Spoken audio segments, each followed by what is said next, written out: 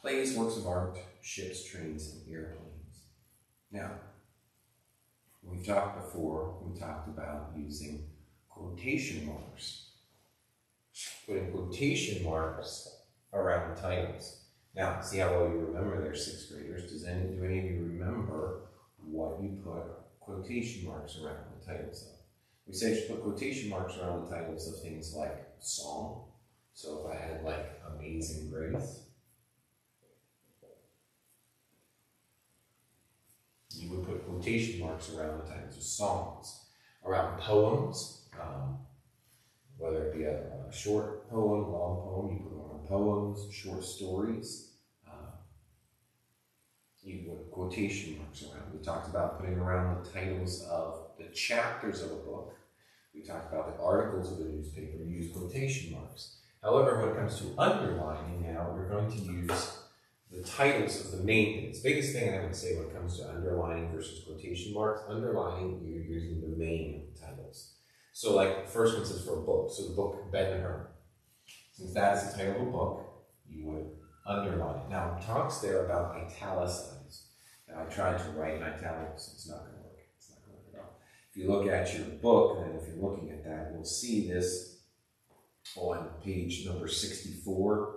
If you look at page 64, at the bottom, it talks about the hyphens. If you look in the quotation or the parentheses, you'll see how the writing looks a little bit different.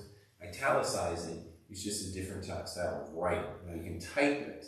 So if you were typing a paper, you were typing something for it, you could use italics instead of underlining. But since we don't write in italics, when we write things, we underline them if we need the titles of them. So the titles of a book, you would underline. So it could be any book, It could be the book 20,000 Leagues Under the Sea. It could be the book The Three Musketeers. Any title of a book, you underline the title of that book. In the title of a magazine, same thing. I use Boy's Life here. It could be any magazine that you get. If you get one, sometimes you get National Geographic, Sports Illustrated, any type of magazine that you get. The nerd that I am, for years I got Civil War Times Illustrated.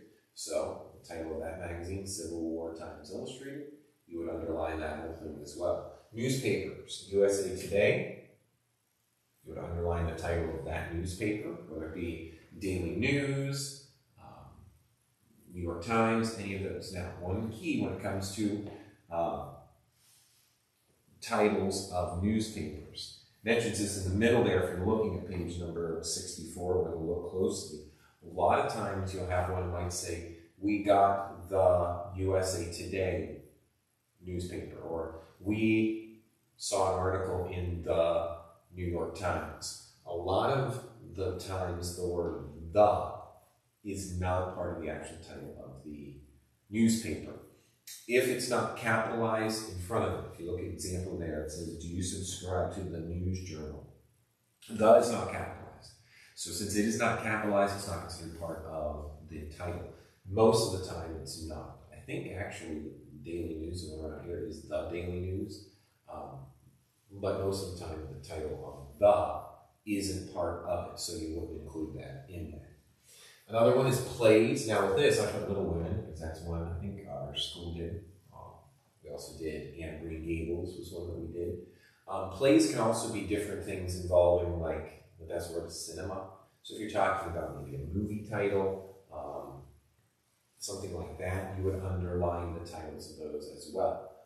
So you would use that. Works of art, the sculpture, the thinker. One where the guy's sitting there and he's like, That's one. It could be art, as in paintings, like the Mona Lisa, American Gothic.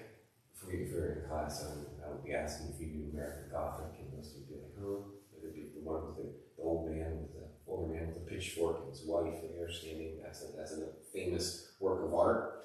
Also, it says ships. It says ships, trains, airplanes. I like to just put ships down because it could be anything here with this. Like the USS Arizona, which is the one that was sunk at Pearl Harbor, still there today.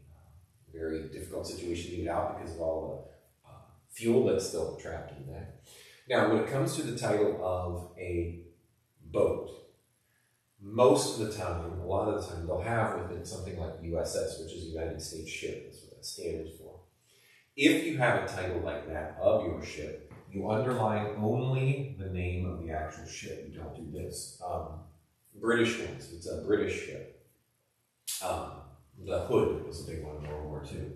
That would be HMS Hood, and that stands for His Majesty or Her Majesty, depending on what they have. And you would underline that, but not that. If it was dealing with the Confederacy, they had the one called the Battle of Monitor Merrimack. They called it the Merrimack was actually called the CSS Alabama. So you would underline that, but not this. So anytime you're dealing with the title of or the name of a boat or a ship, because that can also apply to spacecraft, like the USS Enterprise from Star Trek, the title of the Apollo missions, any type of ship like that as well, you would underline the title there. So in dealing with underlining, you underline the titles of those different things. Now, one thing you don't underline when it comes to the titles of books is something that would be weird for us, but it's just not something you do, and that deals with stuff in the Bible. So if it said Holy Bible, you would not underline it, or underline the names of the books in the Bible. So you'd say, our memory verse is in the book of Psalms. Psalms you would not underline. You would not quotation mark. You just leave it there capitalized. You do not mark the titles of the books of the Bible or the name of the Bible itself. Those ones you just don't underline or put quotation marks on. So for the titles of books, magazines, newspapers, plays, all these different things, you underline them. Again, if it's italicized already, if you are reading it, it says to underline something and it's italicized already, then that already means it's underlined. You don't have to do anything else to that. It just stays where it is. So that would be the titles of using the underlining. Now I'm going to go over here, and we have to move the camera again. Still working through this. So dealing with hyphens. So now we're over here looking at hyphens all the way to the door. Got me over here. Got it crooked. Okay, that's gonna bug me. Oh, I don't know if that made it better. Okay. So for those of you that get bugged by that, we're in the same thing together. All right, dealing with hyphens. Now, if you look at the hyphen rules, you'll see that there are three of them. Three hyphen rules. The first one says to use a hyphen when you divide a word at the end of the line. It's talking about if you're writing something, so you're going to do your penmanship. I'm going to be giving penmanship later this week for you. When you do your penmanship, you want to go all the way to the end of the line. You want to get so close, you want to hyphenate the word and go to the next line. Well, first of all, I would say this. The number one rule when it comes to hyphenating it is, first thing is, don't unless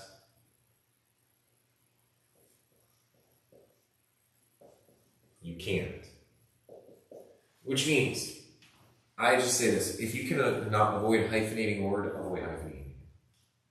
If you need just to go to the next line, go to the next line. Because a lot of times when it comes to hyphenating words, we don't hyphenate them correctly, and then it makes it worse than what it was if you had just left a little extra space there and then went to the next line, or maybe if you went over a couple letters or something over to the next margin, the margin you have on the side. I would just avoid hyphenating words if you can get away with not having to do it. Now, there are some that it works out pretty well. I mentioned, like the first one. It says, don't hyphenate between a one-syllable word. So if you get to the end of the line, you have the word like Maine, which is, the state, the only state that has the one syllable. You can't hyphenate it because it's one syllable. So you don't put M-A, no. This one, you would just either write into the next line, so you cannot hyphenate a word that's one syllable. So either go to the next line, something like that, but not one syllable words. It mentions divide only between syllables. Now that could be something like a compound word. Example there, they have this like cowbird. So if you have like fireman, so if you want to put fire and then hyphenate to the next line, man, fine. Always when you hyphenate,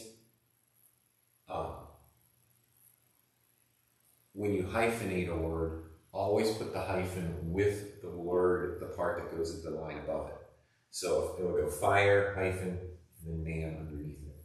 Always hyphenate that way if you're going to do it. Don't ever hyphenate after a single letter. I've seen people do this. They might have the word forest, and they'll have like F. Okay, no, don't do that. Or they'll get all the way to the end and they'll have maybe the word village. Oops, I'm going to spell it. I'm using my finger. And then E on the next line. No, don't do that. Don't hyphenate with one letter. It just, no, you can't do that. Just don't. So, if it's one syllable, don't. If it's a two-syllable like this, you can't hyphenate between syllables as long as it's not one letter. So if it says apart, you say well, that's one syllable, a, but it's one letter. Don't hyphenate with one letter. It says divide a hyphenated word only at the hyphen. So if you had mentions are self-reliant, okay, well that word's already hyphenated. It's a hyphenated word. We have other ones that you've seen that are hyphenated words as well. Well, fine, if it's already a hyphenated word, separate it at the hyphen and go to the next line. Very easy there. Don't put a double hyphen. Don't have a second hyphen anymore. No, don't do that. So when it comes to our hyphenating rules now for it, the other ones are ones that you do need to follow, okay? First of all, first rule there for hyphen rule 2 says use a hyphen in compound numbers from 21 through 99. That's if you're writing out the numbers. So if you say we have 21 students in our class, you would say 21 students. Now you say, well, what about it says from 21 to 99? That only applies to words in numbers that are a tens place and a ones place one. So if it's the number 30, and it's right now, you would hyphenate it because there's no other word with it. 90, you wouldn't, unless it was saying 91. Anytime you have a number through that, you would hyphen. Now what happens if it gets over that? Can you still use hyphens in them? Yes, as long as you're using them. So let's say you have the number 133. If you had this, 100, you would not hyphenate. You would not hyphenate here, but yes, you would hyphenate there. 133, hyphenate on those. So anytime you're hyphenating with numbers when the word is written out, if it's between 21 and 99, you would hyphenate there. And the last one, it says to use a hyphen in words used as adjectives. Now, adjectives we haven't gotten to yet this year very much, but you should know a little bit about them. Adjectives are words that describe nouns. Now, here's the thing. This one can be very confusing if it's a fraction, because most of the time we use fractions in sentences. We don't use them as adjectives. So if I had a sentence that said, she gave 2/3 of the class cookies. Here we have a fraction 2/3. Now, it says to use them when a hyphen if it's used as a fraction. Here's the key for it. Here's the way to know. Is if you have a prepositional phrase right here, of the class, coming right after your fraction, then that fraction is not an adjective. So since it has this right here with this coming after it, I would not use a hyphen with it because this is used as a noun. 2/3 here is a noun. It's talking about the number of things that she, or the amount of something that she gave. So since it has this. Now if it said this, 2/3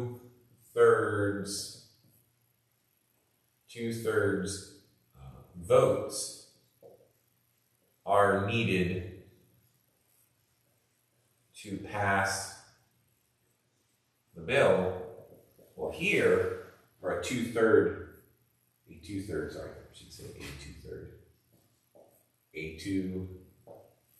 vote. It really messed this up. A 2/3 vote is needed to pass the bill. Sorry. Here, I don't have coming after it a prepositional phrase like I do up here. So since this does not have a prepositional phrase here, it's talking about how much of the vote is needed. It's 2/3. Since this is having a vote here, I would hyphenate down. So a hyphen rule for using the hyphen with a fraction, you only use it when dealing with the word if it's used as an adjective. So you always look to what comes right after it. If coming right after it is a prepositional phrase like this, no hyphen, no hyphen. If instead it's a noun coming right after it like this, then you would use the hyphen. All right, if you look at your work and what you're supposed to do with this on the language, first off it says the look it up section on page 65. You don't have to do that. You don't have to do that. Dealing with breaking up with the hyphens there. That means, if you did it already, because I've been trying to work through this, fine. If you didn't, great. However, section think A, where you're dealing with underlining, definitely want you to do that and do that one carefully.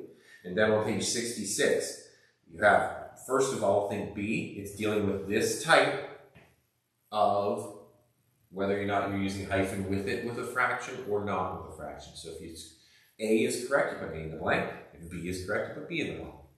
And then for the second section there, think C. It says add hyphens where needed and underline the words that should be in italics, okay? So again, working through this, hopefully this works. Hopefully this video works for you.